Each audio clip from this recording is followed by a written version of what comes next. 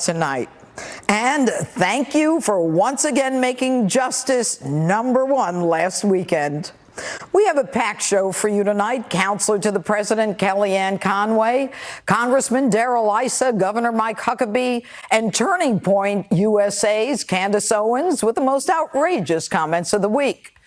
But first, how was your week? Mine, as you may have heard, was quite eventful. And a message for Whoopi Goldberg regarding what happened on The View this week coming up later in the show. But first, my open. Every week I do an opening statement on whatever it is that has me fired up. This week, take a look.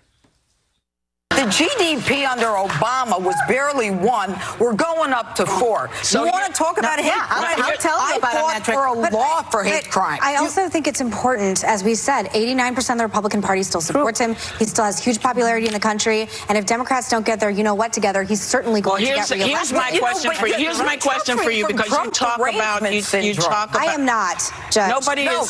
Oh, yeah. Did you just point at me? Yes. Listen, I don't have Trump derangement. Let me tell you what I have. Okay. I have a lot of... I'm tired of people starting a conversation with Mexicans or liars and rapists. I'm tired of people starting a conversation about this country.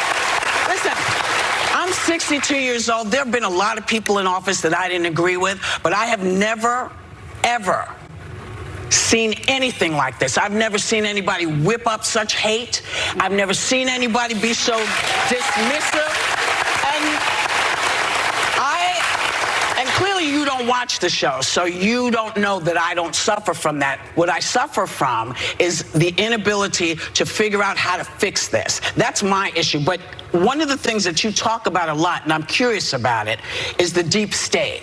How long has the deep state been there, and who's running it? Well, I want to answer your question because you had you a question. You had your opening statement, which was how horrible it is that Donald Trump is talking about all of these people. Sorry, you know what that's what you said. You said, Whoopi, you know what's horrible? That when people who shouldn't be here end up murdering the children of American citizens. You know what's horrible? What's horrible? When the president of the United States whips up people to beat the hell out of people. No. Say goodbye. After that, I was cursed at, and I and my team were thrown out of the building. Should I be angry? I suppose I should. But in the end, this isn't about me. And nobody needs to feel sorry for me. I'm a big girl, and I'd go back on The View again. No one intimidates me. But more on this issue, specifically to Whoopi, who I've known for years, later in the show. As I said, this isn't about me. There's a bigger issue at play here. The View is just a microcosm of what's going on in this country.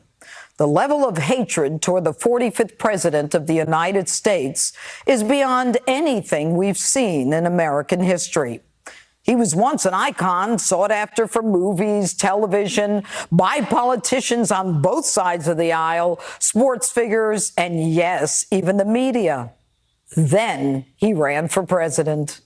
Now Donald Trump is the target of vitriol so palpable, it's simply frightening, and reason has become irrelevant. We can't have conversations anymore, and the ripple is national in scope.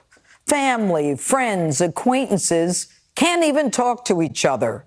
They remove each other from Facebook, and they change dinner and family gathering plans for the holidays depending on their politics. It's almost impossible to have a rational discussion that doesn't turn into a food fight. And for some, it's now even fashionable to threaten the President of the United States. He talks how he wants to punch people in the face. Well, I'd like to punch him in the face. They asked me, would I like to debate this gentleman? And I said, no. I said, if we were in high school, I'd take him behind the gym and beat the hell out of him. When was the last time an actor assassinated a president? Yes, I have thought an awful lot about blowing up the White House.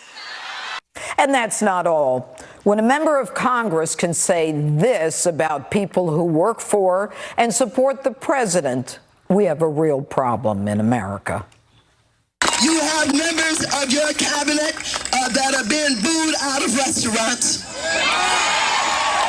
who have protesters taking up at their house, who's saying no peace, no sleep. And if you see anybody from that cabinet in a restaurant, in a department store, at a gasoline station, you get out and you create a crowd. And you push back on them. And you tell them they're not welcome anymore, anywhere. Not welcome anymore, anywhere. The anger of the left in America is out of control. When White House Press Secretary Sarah Sanders needs Secret Service protection because she speaks for the President of the United States, something's wrong. When we get screamed at even before we give an opinion, something's wrong.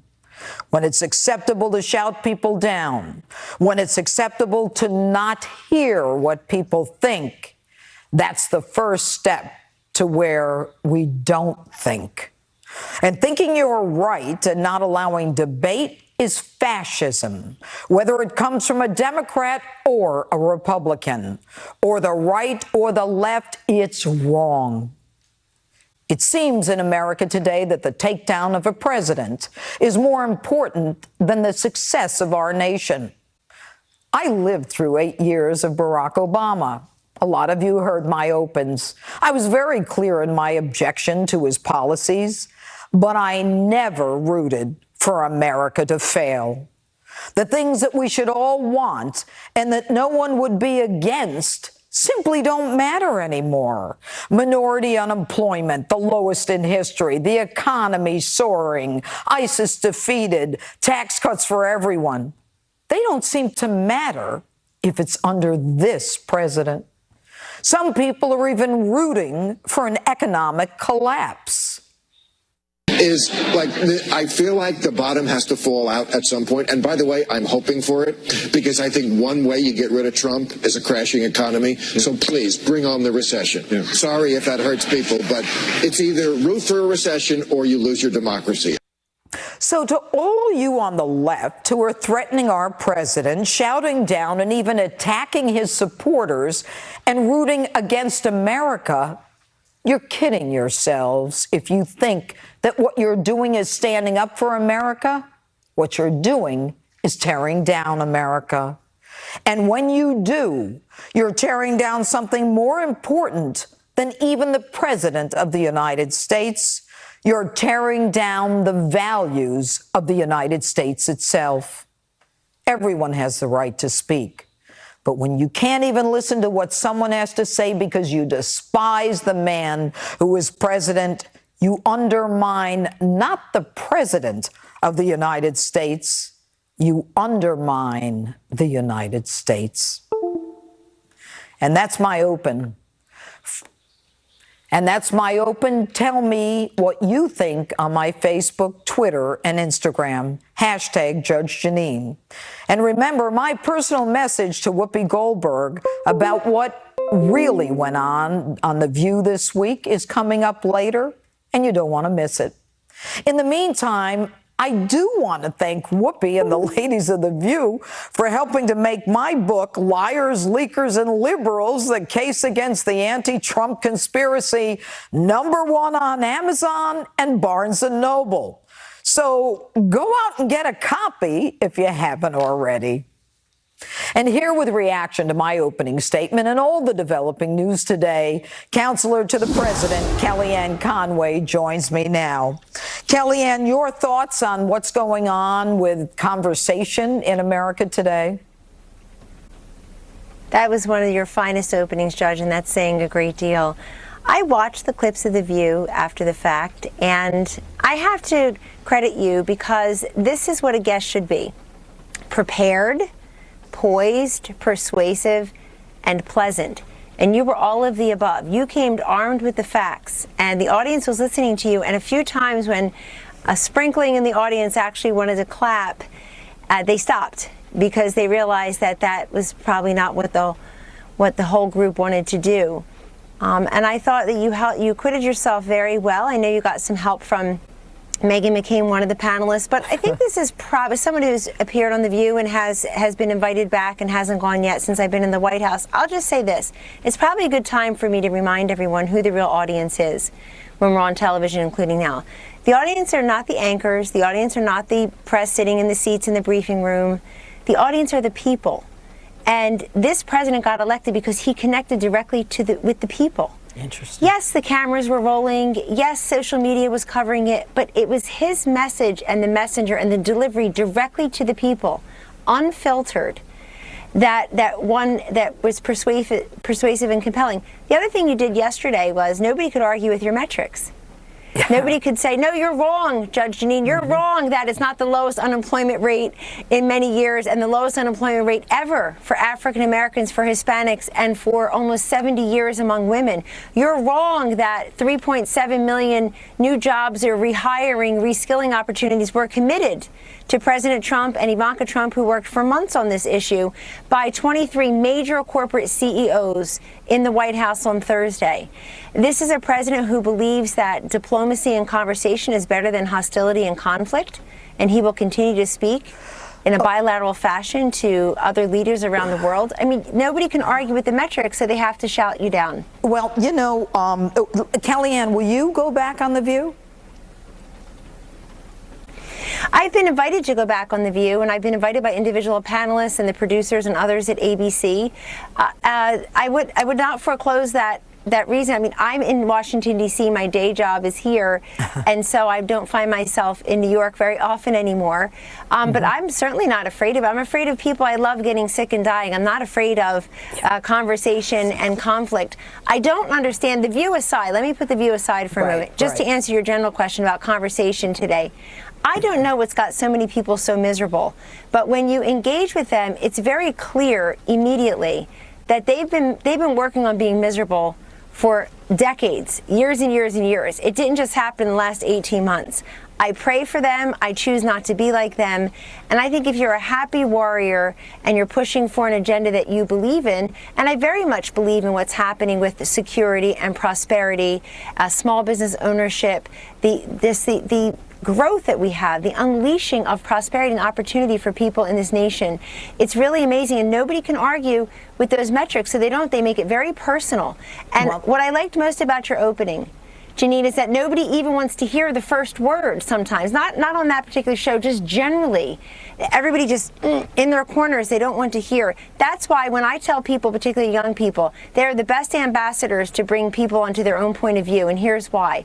People will look at them and say, I like you and you're like me. We have connective tissue together. And I encourage everybody out there to not be shy about their opinion, but to go forth. Well, okay, and you know, I'm going to end, you know, the interview, and I'm not going to go to another subject that I had planned to go on.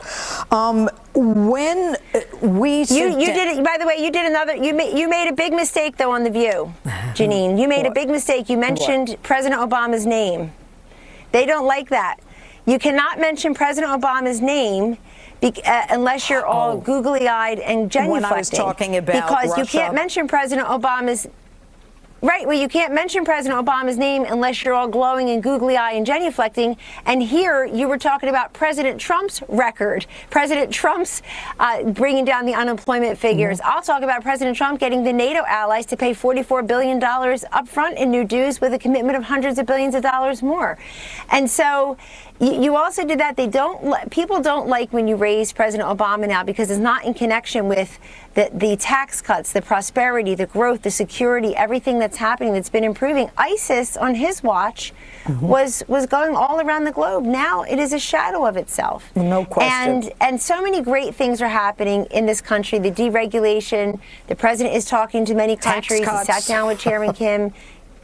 I mean, look, the list goes on and on. We know what the metrics are, and people can't argue the facts, so they argue emotion. I think information beats emotion. Without a doubt. Kellyanne Conway, thanks so much. And joining me now with more reaction on the President's Week and the left's reaction to it all, Congressman Darrell Issa. All right, good evening, Congressman. You know, I was going to talk about this with Kellyanne, but I'm going to start with you. You know, the president tweeted that the rigged witch hunt headed by 13 angry Democrats, and now 4 more have been added, one who worked directly for the Obama White House, seems intent on damaging Republican Party's chances in November election. This Democrat excuse for losing the 2016 election never ends. What is the president talking about there? Well, look, the president has an agenda and he's running it and he's working it. And every day, all we're seeing is, to be honest, wanting to retry not just the 2016 election, but as you know, they're going back to 2006, raiding his own attorney's headquarters and then leaking to the New York Times what their spin on that information is at a time in which, as you know, the president's own legal team is waiving attorney-client privilege to make sure the word gets out that the president has nothing to hide. Well, I want to talk about that, waiving the privilege on the Michael Cohen stuff, his lawyer. The president waived the privilege because the information had already been leaked out. How did that happen? Well, it's clear that many people in the so-called Department of Justice are continuing to do exactly what they shouldn't do. They're going in, they're taking a vast amount of information, most of it constitutionally protected, and then spinning it out into the press. And we saw it in the front page of the New York Times. It was despicable. I believe in the First Amendment. The New York Times has to start believing in the other amendments about people's privacy and including their Fifth Amendment rights. But having said that, the president had nothing to hide. And even though this was a private conversation with his attorney, they've waived the privilege. They want it out there because he wants to see this investigation behind him so that the good work he's doing isn't constantly in the shadow of things that go back decades. Congressman, the truth is that the Russia investigation was teed up by a fake dossier, by a guy who was the head of deputy director or whatever of counterintelligence, #2 guy, Peter Strzok, who they said, is he going to win for president? No, we won't let him, and we'll get an insurance policy. The insurance policy, of course, was the Russia collusion. So now what we're talking about is porn stars and other, such conversations. I mean, why are we doing this? Are we so intent on bringing the man down that nobody cares? I mean, I really believe, Congressman, it won't matter. They'll think of something else. It won't matter. And, the amazing thing, Judge, is that we're dealing constantly in allegations that are, in fact, not crimes. There's nothing that has been alleged in this taping that would be a crime by the president. To be honest, these 2006 supposed liaisons, there's no crime there. The amazing thing to me is they cannot, and you dealt with this in that previous segment, you dealt with it with Whoopi Goldberg. They cannot attack the success of the president and his policies. They can't even attack the agenda of what he's trying to accomplish, including meeting with the Russians, meeting with the Chinese, taking on issues like North Korea that have been left for decades unsolved. They can't attack that, so they attack him personally. Well, it's going to be a very interesting few months. Anyway, Congressman Darrell Issa, thanks so much for being with us tonight. My pleasure. All right. And my personal message to Whoopi Goldberg about what went down this week at The View is still ahead, and you can't miss that. Plus, Dan Bongino and Chris Hahn are ready for battle on the panel. But next, who better to give his take on Hillary Clinton's latest foray onto the public stage than this man? Governor Mike Huckabee standing by live. Justice rolls on in a moment.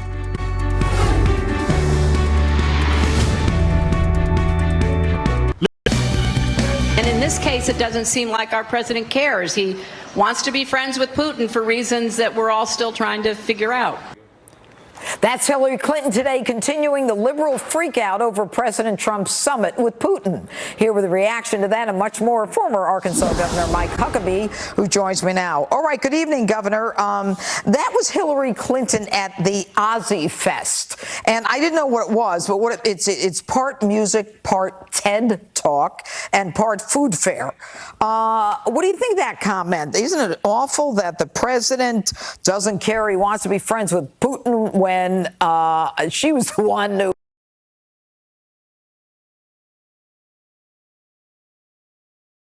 She was the one who pushed the reset and on and on and on. Well, I was just going to say, and by the way, before I do it, congratulations on the book, #1 in America. Yeah. You're clearly doing some things right, so don't let the critics worry you, and I know that you don't. No, I but don't. Hillary today was kind of comical in that here she is talking about friendship with Russia, but as you mentioned, she's the one who pushed the reset button. It was Barack Obama who reached over and tapped the knee of the then president and said, "You tell Vlad, when this election is over, I can be more flexible." But the problem was they never took Obama and Hillary seriously because they didn't fear them. Interesting. I want to move on from that.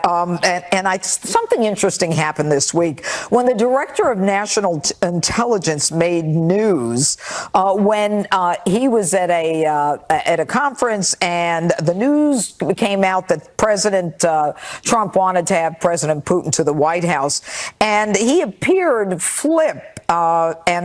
His response today is as follows. Some press coverage has mischaracterized my intentions in responding to breaking news presented to me during a live interview. My admittedly awkward response was in no way meant to be disrespectful or criticize the actions of the president. I and the entire intel community are committed to providing the best possible intelligence to inform and support President Trump's ongoing efforts to prevent Russian meddling in our upcoming elections, to build strong relationships internationally in order to maintain peace, denuclearize dangerous regimes, and protect our nation and allies, said DNI Director Dan Coates. Now, so did he get caught with his hands in the cookie jar? Well, my question is, what caliber gun was being held to his head when he drafted that statement today? Because if there ever was a statement that was a CYA, you just read it directly from Dan Coates. Look, here's what I think people don't understand about Donald Trump. He doesn't sleep a lot. He works harder than anybody I've ever seen. He has so much going on that even his own staff cannot keep up with all that's going on. I used to have a chief of staff, and she would often say that if I know everything that's going on, there's not enough going on. Well, let me assure you, in the Trump White House, there is nobody that knows everything that's going on because nobody can keep up with that much stuff. But, you know, I've often said that you know, the man is a force of nature, and I even talk about it in my book. I mean, he's the kind of guy that can go into a den of lions and come out with his suit and tie straight and, you know, something to put on the wall near the fireplace. But anyway, Governor Mike Huckabee, your final thought on what is happening today in America with the conversation between the right and the left. There's not a conversation. They're screaming from the left to the right. They don't want us to show up to eat. They don't want us to shop in a store. They don't want us to be in business. It's not a conversation. And that's tragic because I like having conversations with people with whom I disagree, but I want it to be civil. I don't want to scream at people. I don't want people necessarily screaming at me. And I'm very saddened that some people hate Donald Trump so much that they don't even want to step back and say, what is he doing for the country that I can agree with and like? And that's where we need to get. And on a personal level, your daughter is Sarah Huckabee Sanders. All right, Governor Mike Huckabee, thanks so much for being with us. And you saw what happened on The View, and I have a personal message for Whoopi Goldberg coming up later in the show. You don't want to miss it. And next, Dan Bongino, Chris Hahn. Can they match Whoopi's intensity? The panel is standing by for a debate. Hopefully no one will get kicked out this time. Justice is back in a moment. Headquarters, I'm Robert Gray. Police in Los Angeles on the scene of a hostage situation at a Trader Joe's supermarket.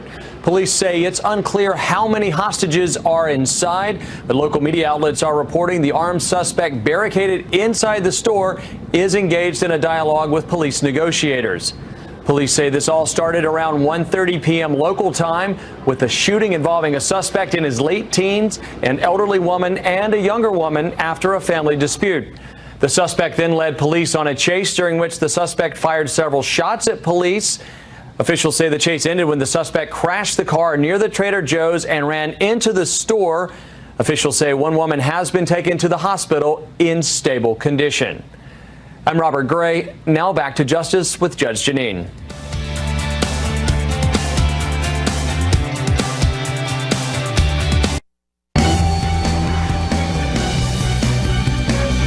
It's popular nowadays to say ICE is bad, but there's no better representation of American values right now than ISIS. And as an equal opportunity employer, we accept all levels of experience and education, from low to very low, and actively welcome those with diagnosed anger issues. Take it from me, no organization is better than ISIS. Outrage tonight over that parody by comedian Michelle Wolf comparing ICE to ISIS terrorists. My panel is fired up, ready to battle, so let's get to it and see what they think. NRA TV contributor and former aide to Chuck Schumer, radio show host Chris Hahn joins me now. And Chris and Dan. Dan, I'll start with you. No, actually, no. Chris, I want to start with you. Was that too far? You know, look, it's comedy, and you've got to give a wide berth to comedy. And, you know, as for, you know, the ICE agents, I don't know what they should be more upset about, this comedy skit or being ordered to take kids from their parents. They're probably more upset about the orders to take kids from their parents.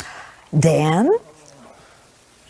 You know, here we go, Judge. Every time Chris comes on every time and says things that are just factually incorrect, and he expects the whole audience to believe them because he worked for Senator Schumer. Nobody was ordered to take kids from their parents. This is fact time, folks, so we can put Chris aside and deal with reality now. There was a court decree called the Flores Consent Decree that determined, by the way, this has been in existence way before Donald Trump. Chris, let him finish. That we cannot hold kids for more than 10 days. Therefore, those kids, unless we want to keep them in custody, Judge, they can't be kept with their parents. Chris either doesn't know that or he's on the air lying to the audience again. You know about the Flores decision, No, Chris. Yes or no? I of course know about the Flores decision. Yeah. What's being done here right now is that the president has ordered all asylum seekers to be treated like criminals, and ICE agents are being forced to take children from their families. And one other thing, they don't even know where they put them because the Department of HHS had no system to track them. That's a problem in this country, and they've already failed to meet the court expectations to get them back together. No, the court was very complimentary. That's where the outrage needs to be. You're wrong, Chris, but Dan, go right ahead. Judge, it's exhausting having to come on your show every Saturday and debunk Chris. I'm glad you have him. I actually like Chris off the air, but on the air, he constantly says things that and I like you, do. Judge. No, seriously, you are a great guy off the air. But on the air, he makes stuff up all the time, and he expects you to believe him. Judge, let's be crystal clear on this. These are not asylum seekers. The process for seeking asylum is to go to a port of entry. You will not be arrested if you do that. When you enter the country, this is fact time, between ports of entry, you have committed a crime. Therefore, you will be arrested and likely separated from your kids like any other criminal. See, Chris doesn't know that, or he does, and he's lying again. I do know that, and I also know that the president got rid of an Obama policy that would have allowed these people to seek asylum in their home country. He's also shortened the amount of people who are working at the border crossing, forcing these people into the desert. All right, Chris, listen to me. Now you're saying the president, and they can go to any port of entry and seek asylum, all right? Now, the ACLU, representing a whole bunch of them, said they weren't sure whether they wanted to seek asylum. They wanted a week to think about it after the parents and the kids were reunited. So if they all want to seek asylum, some of them reunited don't even want asylum. They said, oh, I'm not sure. I didn't come here looking for that. They're being pressured in these court cases. They're being pressured when their kids are taken away from them. And of course, they should have time to think about their legal options. No, their kids are back. If they came Chris, you said they came seeking asylum. If they came seeking asylum, when we reunite them, why do they have to think about whether they want asylum? Dan, hit it.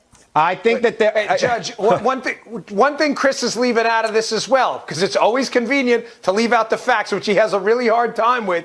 Donald Trump signed an executive order asking his own DOJ to challenge the Flores consent decree, which happened before Donald Trump even took office. And the court said, no, Dice, it doesn't work that way. Meaning Donald Trump is actually trying to do something about this situation, whereas Chris comes on the channel every Saturday and just makes stuff up for propaganda What he's purposes. trying to do, Dan, is hold children indefinitely in detention if they come here. You know what, Chris, I'm not going to let you say that. Let's be clear what's going on here. All right, let's talk about Putin. Now we're totally off the facts. By the way, but back to Michelle Wolf, clearly the outrage. Back to Michelle Wolf, clearly the outrage is more about the policy than the comedy. Really? You like ICE agents being dressed up looking like they're about to chop your head off? Chris is so insane right now. The camera guy's laughing in the room with me. That's how he's actually laughing behind me. All right. At least we're all laughing. That's a good thing. No, I want to talk about the president. A lot of backlash from his meeting with Putin. What's your reaction, Dan, the meeting with Putin? I'll start with you this time. Well, listen, Donald Trump, he made a verbal misstep. He acknowledged it the next day. He corrected it. But what Donald Trump, the way he always dunks on the liberals and the media, is Donald Trump makes a misstep. Let's say it's a 5 out of 10. So what does the media do? They react like it's a 9 out of 10. Nazi comparisons, Pearl Harbor comparisons. By the way, Judge, this really happened. This treasonous, kooky John Brennan who's lost his mind. So what happens? The next day, the argument becomes about the kooky media response and not a misstep by Trump that he corrected. Okay, and that's how he dunks on him every single time. Seconds. Chris, hit it. The best thing you could say about Trump and Putin this week was that the president looked weak before Putin. That's the best thing you could say. As for the verbal misstep, nobody in America buys the Wood versus Wooden thing, and that was just part of the problem with that press conference. There was all sorts of problems there, plus the president sitting in a room alone with that dictator. Ooh. What did he say? America has a right to know. All right. Chris Hahn, Dan Bongino, thanks so much. I just want to say one thing. The president had 8 great days. One word was off. That's all the press talked about. Anyway, my closing statement, a message to Whoopi Goldberg, is still ahead. And next, the most outrageous statements of the week with special guest Candace Owens from Turning Point USA. Don't go away.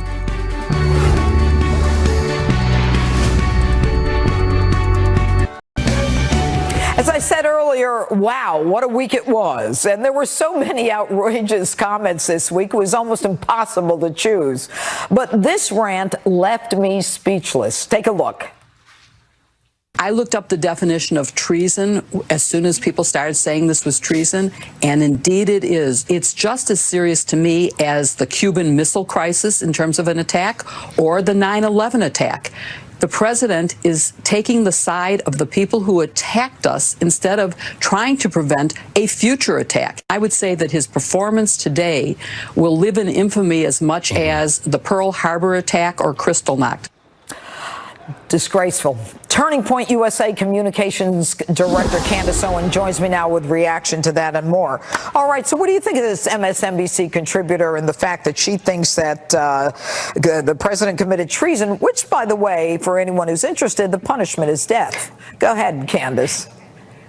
I don't know what's going on all of these leftist networks or where they're getting their information from. It just seems absolutely ridiculous that they keep doing this. It's almost like they're playing historical bingo. Every single day they drudge up a different historical, horrific event that we lived through and try to apply it to Trump because they want people to be fearful. And ultimately what this does is it cheapens evil. It cheapens what we actually lived through. It cheapens what the Jews lived through when they compare him to Hitler. It cheapens what the men died. Absolutely. What they died fighting for. The soldiers of America died fighting for our freedom. It cheapens all of that when they make these comparisons. Well, and I couldn't agree with you more. And, you know, it's an attack like 9/11 where 3,000 Americans died. Yeah, but I want to move on. Now, we have another sound on tape, Candace, of Jimmy Kimmel. Take a listen to this. I would rather we had a chimpanzee as president of the United States. At least with a chimp, there would be somebody to eat the bugs out of Rudy Giuliani's hair. I didn't even get the last part of it, but go ahead, Candace. Look, I would rather we had a comedian for a late night talk show rather than Jimmy Kimmel, who gets up there every single night, cries, brings up his child, uses his child as a prop to get other people to cry. So look, we don't always get what we want, Jimmy. That's all I can say to him. Yeah, but what about this? Well, I don't get the chimp and the bugs in Rudy Giuliani's hair. I mean, what? I mean, to comment on that? He single-handedly ruined late night TV. I really do believe Jimmy Kimmel does this. He somehow thinks he's like a political spokesperson, tries to be funny. It's never funny. I think that has to be a fake audience. I don't get it whatsoever, but he keeps going on up there, and good for you, Jimmy. Keep it going. Okay. And finally, the young lady, Alexandria Ocasio-Cortez, on PBS firing line. Take a listen. You use the term the occupation of Palestine. What did you mean by that? I think what I meant is like the settlements that are increasing in some of these areas and places where Palestinians are experiencing difficulty in access to their housing and homes. Do you think you can expand on that? Yeah, I mean, I think I'd also just, I am not the expert on geopolitics on this issue. You know, this woman won she tossed out in this primary Joe Crowley, who is a Democrat, very powerful Democrat from Queens. She clearly doesn't understand the issues, and I'm not being critical. I mean, she's a very young woman who's never, held office before. But wow, if you don't know what you're talking about, don't talk about it. Exactly. That's exactly right. This was my absolute favorite clip of the week. I watched this hundreds of times and laughed out loud. I mean, that moment, I wasn't really expecting you to ask me a question. Usually when I make up a random occupation, no one asks me a question about it. This is hilarious. And I have to say this, Trump needs to put her on payroll. She is the ticket to winning again in 2020. Keep her in front of a camera, Judge. Well, her candidacy was very much supported by, I think it was the Democrat Socialists of America, and she's an avowed socialist. I mean, there are socialists who are winning elections throughout the country. I mean, the Democratic Party doesn't seem to be in one place or the other. It's like it's all over the place. And by the way, I heard you referred to turning a state red. She was looking forward to it. Yeah, she did that today. And that wasn't even the worst part of the interview. The worst part of the interview is when the journalist asked her what she thinks about the lowest unemployment rate ever. And she says that the reason the unemployment rate is so low is because people have 2 jobs. I mean, it's incomprehensible. It makes absolutely no sense. She's a comedian. Right. She should take Jimmy Kimmel's job. All right. Candace Owens, thanks so much. Thank you. All right. And you've been waiting for it. It's coming up.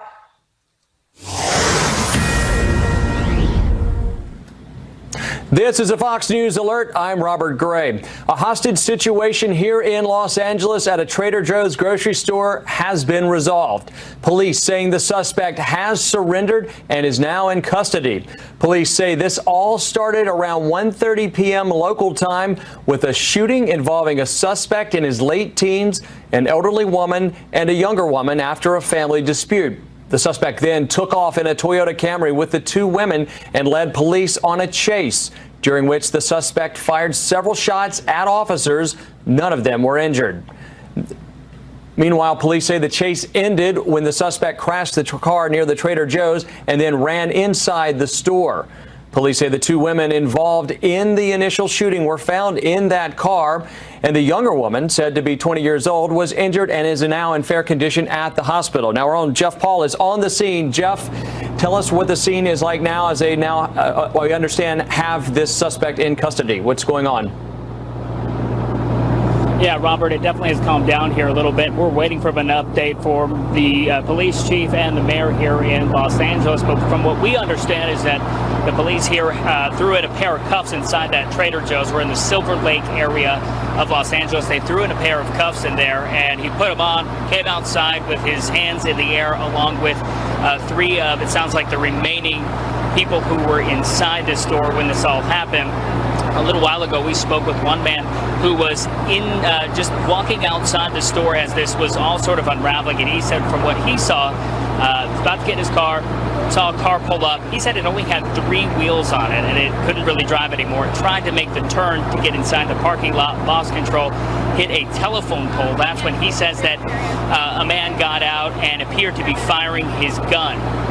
He also said that he saw another woman inside that car, but couldn't really tell what was going on. Obviously, people start firing off a gun. It's pretty scary, so he got some cover. But that's when the suspect that went inside the Trader Joe's, and as you mentioned, this all started as a family dispute. The LAPD telling us that there was some sort of family dispute, and this suspect apparently and allegedly shot his grandmother. We don't know what her condition is right now. We do know that one person was taken to the hospital. That is a younger female victim. We haven't heard of any other injuries or any other people who were taken to the hospital. We also don't know the condition of the people who were inside the store. We do know that people were shopping. It's Saturday here. People are getting food for the night, and you can imagine their families inside. We heard that from one man that his heart just broke hearing that there was a man that was separated from his kids and didn't know if they were okay. It sounds like this has all turned out to be a pretty good situation. As far as what the suspect faces, we'll find out more when we get that update here shortly. Robert? 30. All right, and Jeff, just again, we've seen some people coming out on stretchers. Any idea of how many people were in there? I know it's been a fluid situation, getting that number just very quickly. Yeah, it's hard to tell how many people were inside. We're hoping that's something we can confirm, but you got to imagine, again, Saturday, Trader Joe's, this is a neighborhood, and we'll work on that information as we get it.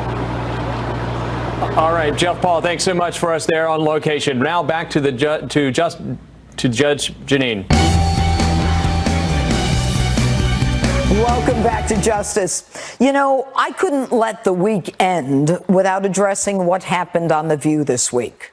All of you saw it, and most of you probably heard both my and Whoopi's version of what you didn't see after I was thrown off the set.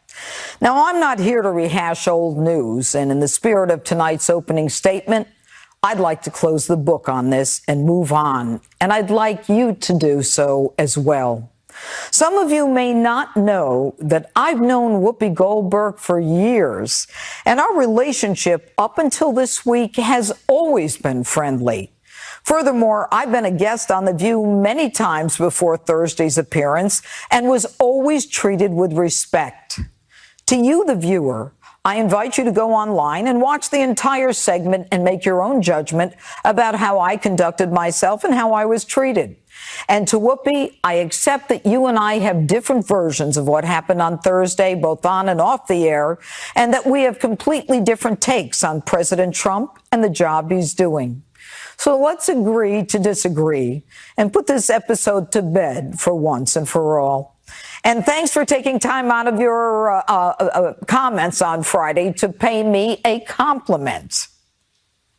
Jeanine, good luck with your book. I hear it's number